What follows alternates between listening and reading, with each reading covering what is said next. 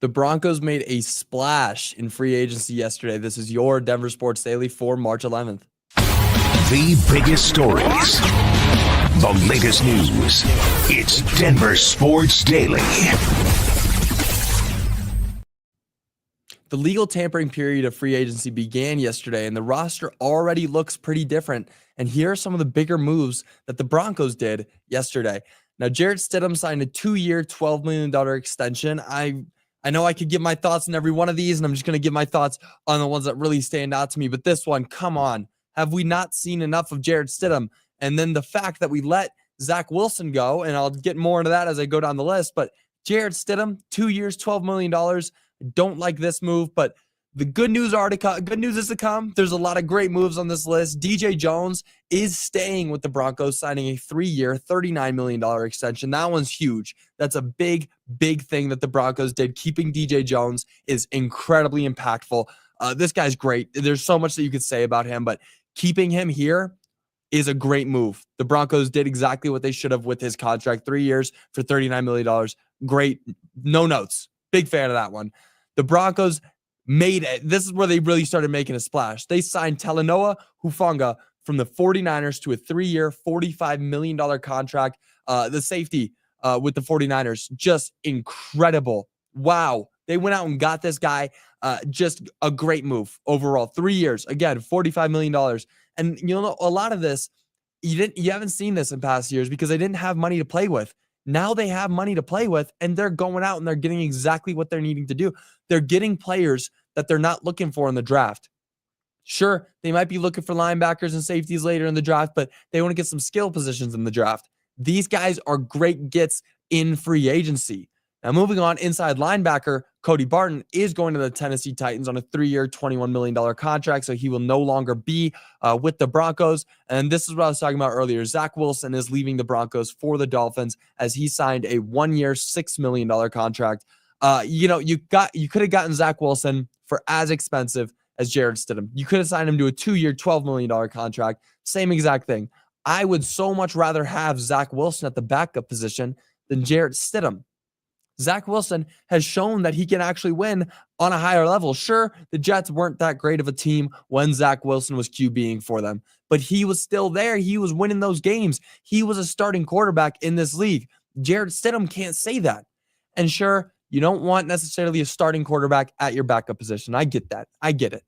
But keeping somebody who's embraced the role of a backup over Jarrett Stidham, who clearly didn't like that he was passed over for Bo Nix last season. He said it at the beginning of the year. He didn't like that he didn't get the starting job. Ridiculous. Zach Wilson embraced his role. He knew where he needed to be. He knew what his job was. I would have much rather had Zach Wilson at the backup position than Jarrett Stidham. Now, Javonte Williams is leaving for the Cowboys, where he signed a 1-year, $3 million contract. It's the end of an era. There's so much that I could say about Javonte Williams. I really do. I love Javonte Williams. I had so much hope for him. Obviously, that ACL injury, it'll derail a running back's career early. It really will.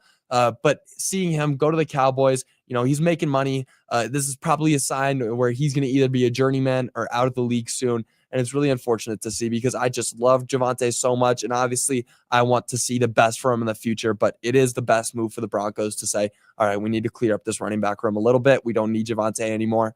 Let's move along. But the biggest splash of the day for the Broncos was signing 49ers linebacker Dre Greenlaw to a 3-year, $34 million deal. Great move. If you remember Dre Greenlaw, most notably, he was the one that got injured on the sideline as he was so hyped up to go out there for the Super Bowl against the Chiefs and tore his ACL or Achilles. One of those, I believe it was. I don't have the actual one there, but he got injured, just getting hyped up. This guy's a great locker room guy. And the thing that stands out most about these moves is that they got Hufanga and Greenlaw, both from the 49ers. These guys are teammates. They're coming to the Mile High City together. That's the kind of stuff you like. Keep the chemistry, then those guys can come together and they won't be, as nervous. There's a lot of stuff like that. They're coming together. They've already got chemistry. Those are huge moves. Dre Greenlaw and Hufanga are going to be great for this Broncos defense. So the Broncos going out there and getting them in free agency, huge. No notes. They had a huge first day. I'm so excited to see what they're doing more throughout free agency, because I guarantee there's going to be more things that we're looking at like, oh my gosh, the Broncos want to win now. Now, of course, the Broncos had much more money to play with this season after what was a disaster of last season. And so far, again, all of their moves have been great, except a few of them. Jarrett Stidham, I'm not too excited on, but I'm so looking forward to seeing what else they do. Now, moving on, the Nuggets got their revenge against the OKC Thunder. After losing to the Thunder 127-103 on Saturday, the Nuggets came back the next day ready to dominate the opponent. The Nuggets pulled away in the fourth quarter, going on an 18-2 run at one point, which sparked the finale of a 140-127 win. Offensively, the Nuggets looked like a championship team. They shot 60% from the field and 56% from three as a team. 6 players for the Nugs were in double digits in the scoring column, but the team was led by Jamal Murray, who had 34 points, and of course, Nikola Jokic, who had 35. There is absolutely no way that Nikola Jokic doesn't win MVP this year. He went into OKC, who was one of the best defensive teams in the league. He was missing a starter in Aaron Gordon, yet he still put up 35 points, 18 rebounds, and 8 assists. He's averaging a triple-double. The guy's averaging a triple-double, and he's still second in the MVP odds. How is that possible? After this win, the Nuggets are 42-23 and back to third place in the West. They do play again tomorrow against the Minnesota Timberwolves in what should be a great matchup. Definitely excited to see huge win. You can't understate the importance of this win for the Nuggets. They got out there. They went against one of the title favorites, the OKC Thunder, and dominated them as a visiting team. Just great. All around great play from the Nuggets. This kind of stuff gets me so hyped for the playoffs because they are just looking hot right now. And speaking of hot, let's talk about the Avalanche. They are red hot. They shut out the Chicago Blackhawks last night, winning 3-0 to extend their win streak to 6 in a row. Nathan MacKinnon recorded 2 assists in the home victory to go along with Joel Kiviranta, Arturi Lehkonen, and Martin Necas. They all scored a goal. But most importantly, when I'm talking about Nathan MacKinnon, he reached his 1,000th point, 1,000-point mark. What an incredible career for this guy.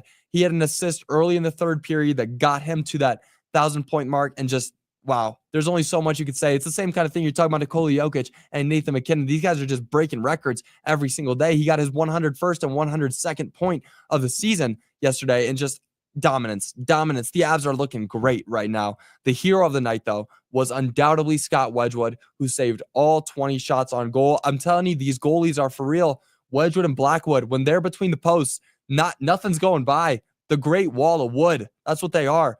The Avs are firmly in third place in the Central Division, but they need to get a win tonight to really extend their lead. And speaking of tonight, it's an Avalanche game day. Tonight, the Avs are taking on the Minnesota Wild in their 4th and final matchup of the season. And again, the Avs are rolling right now, while the Wild have lost 2 in a row. The Avs could really pull away in the standings from the Wild with a win tonight. Again, Nathan MacKinnon is going to be the X factor, like he is every game.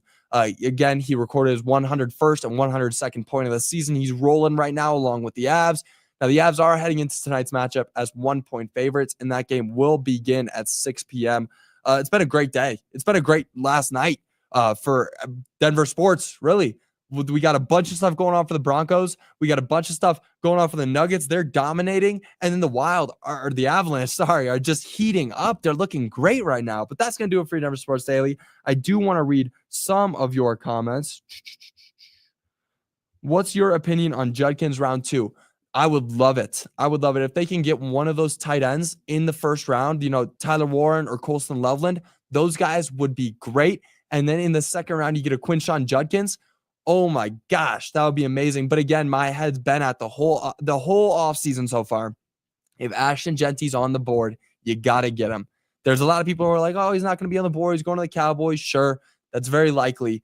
But if he's on the board, you got to get him. I don't care if it's a running back in round 1. You go get the best player possible. And it looks like the best player going into this draft as a running back that the Broncos need is Ashton Genty. And again, Tyler Warren, Colston Loveland, if those 3 are on the board, then they got to make a decision.